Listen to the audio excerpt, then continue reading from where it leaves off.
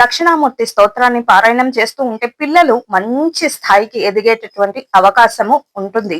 కాబట్టి దక్షిణామూర్తి స్తోత్రాన్ని పారాయణం చేస్తూ ఉండండి. కంచి పరమాచార్య సరస్వతి చంద్రశేఖర సరస్వతి పరమాచార్య గారు చెప్పిన మాట ప్రకారము మనస్సు ఈశ్వరునికి నిలయము, మనస్సు ఈశ్వరునికి స్థానము. కాకపోతే మనము పిచ్చి పిచ్చి ఆలోచనలతోటి దాన్ని చెత్త ఆలోచనలతోటి చెత్తతోటి నింపేస్తూ ఉన్నాము. దాన్ని మనమే మళ్ళీ తిరిగి శుభ్రపరచుకోవాలి. అయి ఉండొచ్చు, ఒక్కోసారి పొరపాటులో తప్పు కూడా చేస్తూ ఉండొచ్చు. అయినా సరే దాన్ని మరలా మనమే శుభ్రపరచుకొని ఈశ్వరుణ్ణి ప్రతిష్ఠించుకొని, ఎక్కడ ప్రతిష్ఠించుకోవాలి? ముందు మనస్సులో ప్రతిష్ఠించుకొని ఇక శాంతితో ఉండాలి, శాంత చిత్తంతో ఉండి ప్రతిరోజు అలా చేయాలంటే ప్రతిరోజు కనీసంలో కనీసం అంటే తక్కువలో తక్కువ 5 నిమిషాలైనా ధ్యానంలో ఉండాలి, తపస్సు చేస్తూ ఉండాలి.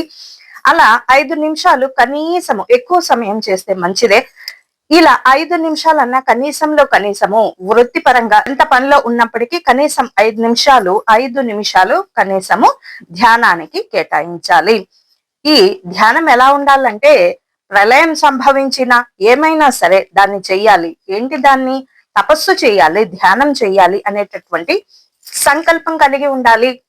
మరి ఎంత ఘోరున వర్షం వచ్చినా, ఎంత అల్లకల్లోలంగా ఉన్నా, ఎంత మరి సుడిగాలులు రేగినా, ఎంత తీవ్రమైనటువంటి ఎండ ఉన్నా, తీవ్రమైనటువంటి చలి ఉన్నా లేదు, భగవంతునికి నేను పూజ చేయాలి, ధ్యానం చేయాలి, తపస్సు చేయాలి అనేటటువంటి సంకల్పం గాని ఉందా, సంకల్పానికి మించినటువంటి ఆయుధమే లేదు.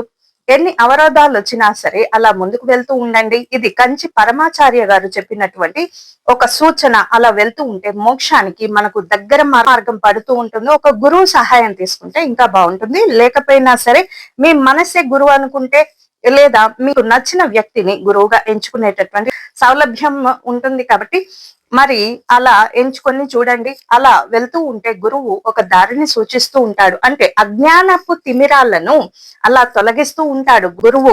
కాబట్టి గురువు ఎప్పుడు కూడా అజ్ఞానాన్ని తొలగిస్తూ ఉంటారు, సుకర్మల వైపు దారి మరలిస్తూ. అంటే అప్పటి వరకు ఎన్ని తప్పు ఒప్పులు చేసినా సరే ఇక అప్పటి నుంచి గురువు సహాయంతో ఆ కర్మలన్నిటినీ కూడా, పాప కర్మలన్నిటినీ కూడా మరి మంచి కర్మలతోటి అనుసంధానం చేసి ఆ పాప ప్రక్షాళన చేసుకొని భగవంతునికై నిరీక్షించి ఇక భగవంతునిలో మమేకం అవ్వాలని మోక్షానికి ప్రయత్నిస్తూ ఉండాలి. ఇదండి కంచి పరమాచార్య గారు చెప్పినటువంటి అద్భుతమైనటువంటి వాక్యాలు.